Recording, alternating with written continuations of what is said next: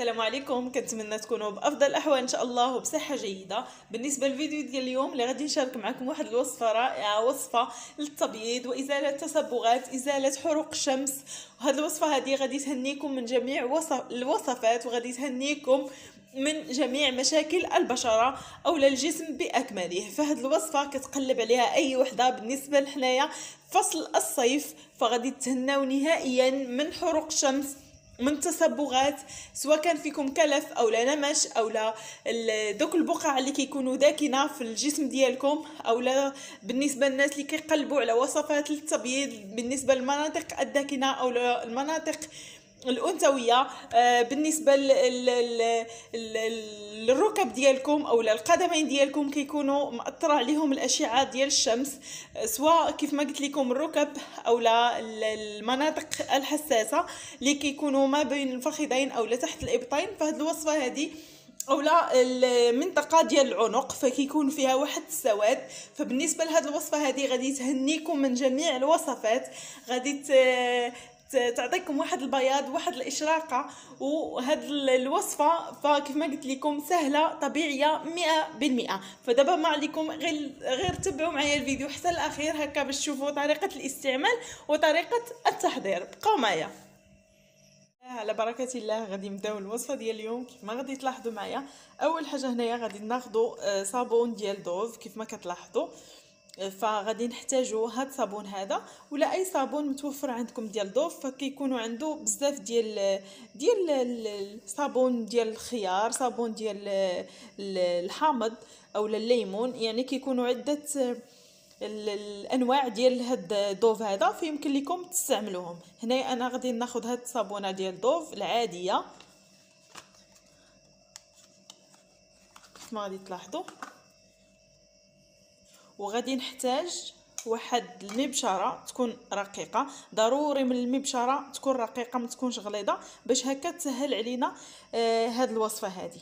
هنا غادي ناخذوا واحد الكميه ديال الضوف، غادي نحكوها كيف ما كتلاحظوا.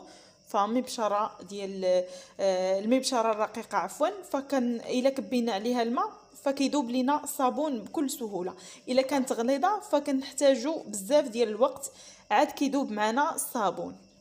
صافي هنايا كنحاولوا اننا نحكوا واحد الكميه اللي غادي تقدنا بطبيعه الحال، كميه تكون لا باس بها على هذا الشكل.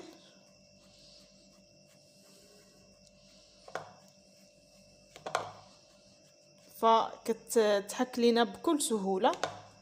ما كتلاحظوا معايا بالنسبه للمبشور ديال دوف هو هذا، هذه هي الكميه اللي حكيت ديال دوف كيف ما كتشوفوا.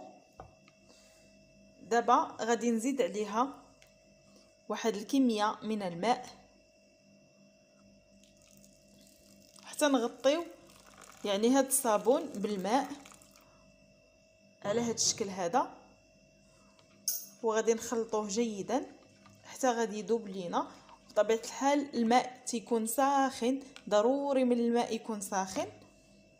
وكنبداو نذوبوا هاد الصابون على هاد الشكل، راه غادي يذوب لينا عفوا بكل سهوله، حيت حنايا دايرين الصابون في مبشره رقيقه. غادي نخلط جيدا على هذا الشكل. هانتوما كيف ما كتلاحظوا نوضع والماء يكون ساخن. غادي نوضع واحد الكميه من المايزينا، ملعقه صغيره ممتلئه من المايزينا، ملعقه صغيره ممتلئه من المايزينا كنوضعها هي الاولى، وكنخلط جيدا. كنحاول انني نخلط جيدا باش هكا ما تبقاش ليا ديك التكتلات ديال المايزينا اولا دوك الكويرات اللي كيكونوا في المايزينا. يعني كنحاول انني المايزينا اولا النشا، فبزاف الناس ما كيعرفوش شنو هي المايزينا، فهي النشا اولا نشا الذره. هانتوما كيف ما كتلاحظوا، فملي كنديروا المايزينا لينا الخليط واحد شويه المكون اللي هو رائع في هذه الوصفه كيف ما كتلاحظوا معايا اللي هي الشبه.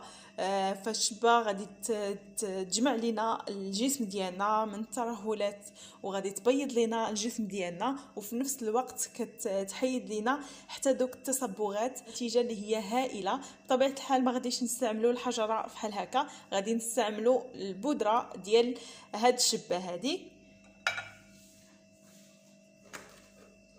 غادي نستعملوا واحد نصف ملعقه، وغادي نخلط مزيان هاد المكونات. ايضا لهذا الخليط هذا غادي نضيف له حليب مجفف اولا نيدو اولا حليب مجفف كامل الدسم. هنا غادي نوضع هنايا واحد الملعقه تكون ممتلئه على هذا الشكل هذا، ملعقه صغيره. فالحليب كيف ما كنعرفوا فهو رائع في التبييض. غادي نحاولوا نخلطوه جيدا على هذا الشكل.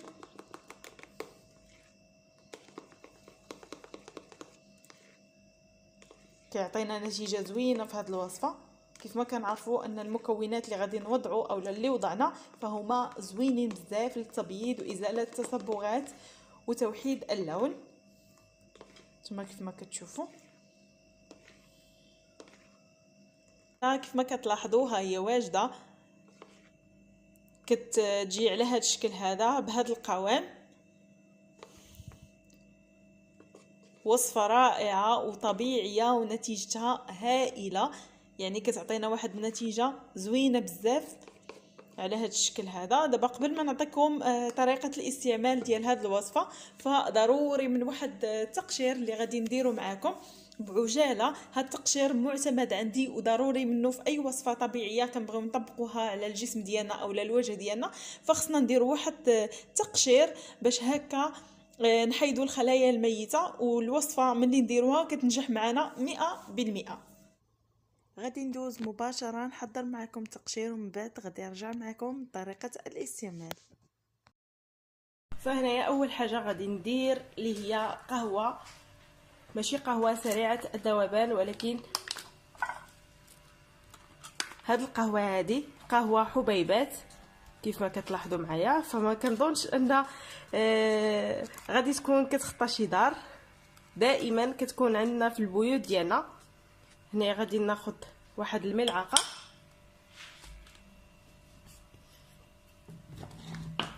وغادي نضيف عليها ملعقه من سكر حبيبات اولا سكر سنيده كيف ما كتشوفوا على هذا الشكل هذا. وغادي نضيف عليها ايضا واحد الملعقه من زيت الزيتون اولا القياس اللي غادي يقدنا باش هكا نقوموا بهذا التقشير. هذا هو التقشير اللي كيكون معتمد عندي، يعني هو اللي كندير بزاف. تقشير غزال رائع كيخلي لنا كيحيد لينا. بالنسبه لهذا التقشير فكنديروه قبل بنهار عاد كنديروا هذه الوصفه. بالنسبه لهذا التطبيق فما بالنسبه لهذا التقشير هذا فما كنديروهش دائما، كنديروه مره في الاسبوع. التقشير كيدار مره في الاسبوع فقط، وكيدار بهذه الطريقه بحركات دائريه. كنحيدوا الخلايا الميته، كنحيدوا الجلد الميت، يعني كنقيو البشره ديالنا جيدا على هذا الشكل هذا. هانتوما كيف ما كتلاحظوا. صافي من بعد كنغسلوه بالماء دافئ، وعاد غادي ندوز نعطيكم الطريقه ديال التطبيق ديال هذه الوصفه هذه. درنا التقشير كيف ما كتلاحظوا. دابا غادي ندوز لتطبيق الوصفه. غادي نطبقوا الوصفه كيف ما كتشوفوا. بالنسبه لتطبيق الوصفه فهو سهل، يعني كنطبقوا الوصفه على اليد ديالنا اولا على المنطقه كيف ما غادي تشوفوا المنطقه اللي نتوما درتوا فيها هذاك التقشير، والمراد ازاله التصبغات منها والتبييض ديالها وتوحيد اللون. صافي كتطبقوا الوصفه كيف ما كتلاحظوا وكتخليوها ما كتخليوهاش بزاف بطبيعه الحال، كتخليوها واحد المده ديال 20 دقيقه، ما كتفوتوش 20 دقيقه على هذا الشكل.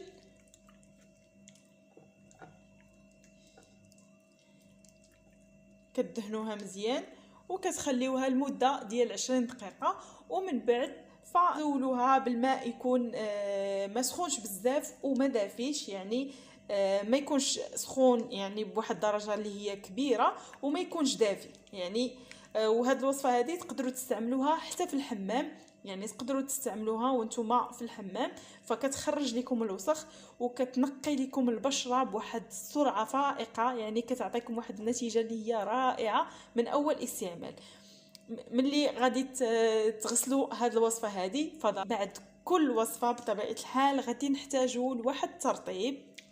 بعد كل وصفه كيف ما غادي تلاحظوا معايا فضروري من الترطيب كيف ما قلت لكم. بالنسبه للوجه ديالكم، النصائح اللي غادي نعطيكم تقدروا ترطبوا بهم الوجه ديالكم، سواء تاخذوا جيل الوي فيرا وتدهنوه على الوجه ديالكم من بعد تطبيق اي وصفه، فيمكن لكم تستعملوا جيل الوي فيرا، او لا يمكن لكم ترشوا ماء ورد يكون نوعيه جيده، تكونوا واخدينه وتكون كيف ما قلت لكم نوعيه جيده، وترشوه على الوجه ديالكم فكيعطيكم واحد النضاره، وما تمسحوهش يعني غير رشوه وخليوه حتى ينشف بوحديته، كيعطيكم واحد النضاره واحد الاشراقه في الوجه ديالكم.